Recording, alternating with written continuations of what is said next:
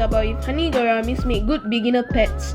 So in the first half of the video, we are going to do a species profile so that you guys can learn more info about the honey gourami. Then in the second half, we are going to compare the honey gourami with another famous beginner fish. It's Siamese fighter fish.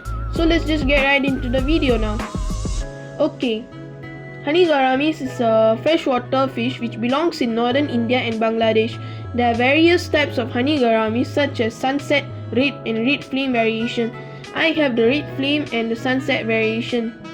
And these fish live in sluggish waters such as ditches and ponds where there is not much surface agitation. So honey gouramis actually prefer the same kind of environment as the betta fish, as both of them live in similar conditions in paddy fields or tiny water. The most important part of the honey gourami is their personality and color. So about the color is that males mostly have more pretty colorations compared to the females, which are silvery grey with a highlighted lateral area.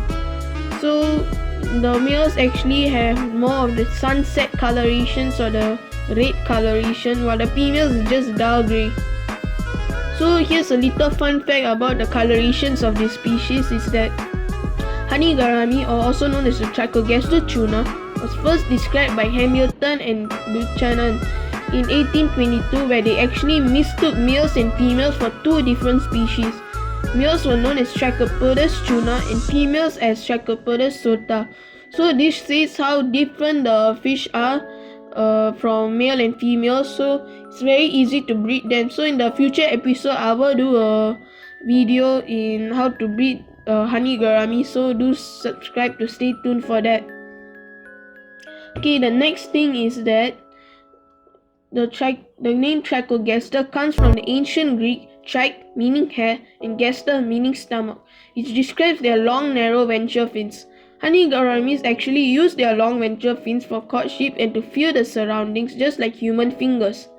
Even though they are classified as ventropelagic fish, which means that they will swim from the bottom of the tank to the surface, they actually prefer to stay from the surface to the middle of the tank. So this says that how great of a centerpiece fish they are, because there are other centerpiece fish that many people recommend for beginners such as Apistogrammus or German blue rams, but the problem with these fish are that they are dwarf cichlids, and cichlids means aggression. So when beginners buy this fish, aggression really occurs a lot and affects their tank by a lot, because the fish will harm a lot of the smaller tetras or loachers. And when there are females in the tank, it's just gonna be worse when they are getting into breeding form. I'm talking of the cichlids, by the way, and honey gouramis are nowhere near this aggressive.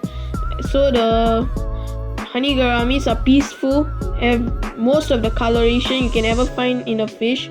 So let's get into the second most important part of the honey gourami, and that's the personality of the fish. And if you do your research and you search online, most of the sources say that they are very shy and timid fish.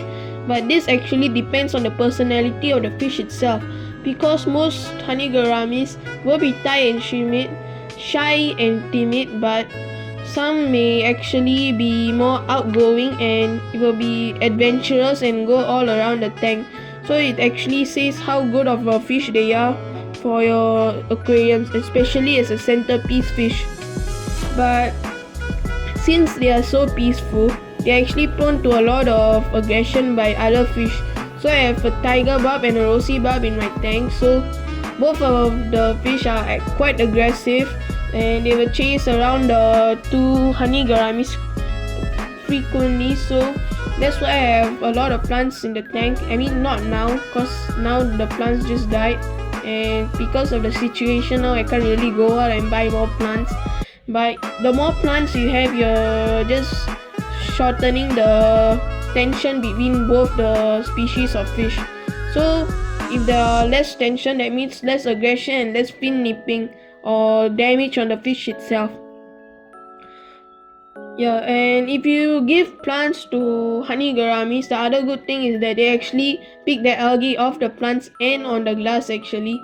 But they are not really the best algae eaters like otters, sinklers, or plecos, but they do the job.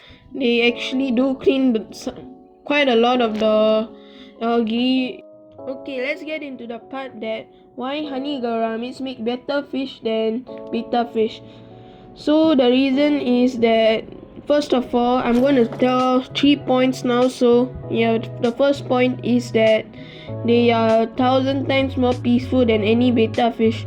Most beginners will most probably buy multiple fish when they are getting started out, and this could be a problem cause if they keep aggressive fish like the betta fish with the other fish, even though it's not another betta fish, it's still going to create a lot of aggression between the fish.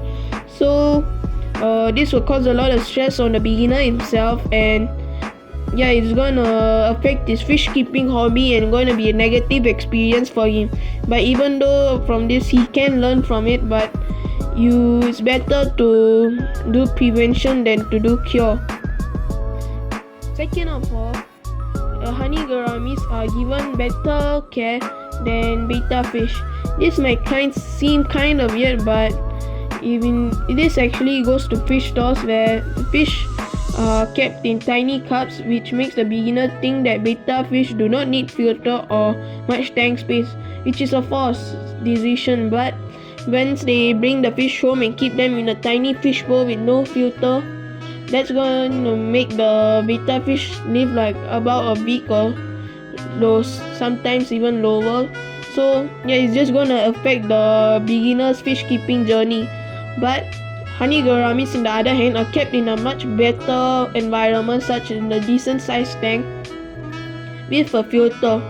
So because of this, the beginners will be naturally brought to the fact that honey gouramis need filters or a decent sized tank for them to swim in. Okay, last of all, swim bladder disease and fin rot and many other diseases are prone in betta fish while not in honey gouramis. This is because betta fish have more sensitive swim bladders and they have long elongated fins. So even if the fins are torn by a single bit, they are extremely prone to fungal infections such as fin rot, and thus lowering the immunity of the fish and in the end lowering its lifespan itself. While in the other hand, honey gouramis don't really have such long fins, and they are able to swim away from aggression easily because they don't have much fins and it's easier for them to move. And you might be wondering, what about the small needle-like fins in the bottom of the honey gourami? That doesn't really matter cause will be folded into the fish and tucked into itself when it's moving, and even if it's broken apart, it actually grows back in about a month or two. So it actually grows back quite fast. And honey gouramis are more easier for beginners to keep cause they eat way less than betta fish. I'm talking about that. With fish, in the other hand, even if you only feed them 6 pellets a day, and beginners won't really know that. So when the betta fish always begs for food, the beginner will just give it to it, just thinking that it needs the food itself. But that's wrong. And in the end, if this continues, the betta fish will just have swim bladder disease and die. But honey gouramis, on the other hand, according to my experience, they don't really have that problem cause once they are full, they stop eating, and the beginner will already know that he doesn't want to eat anymore.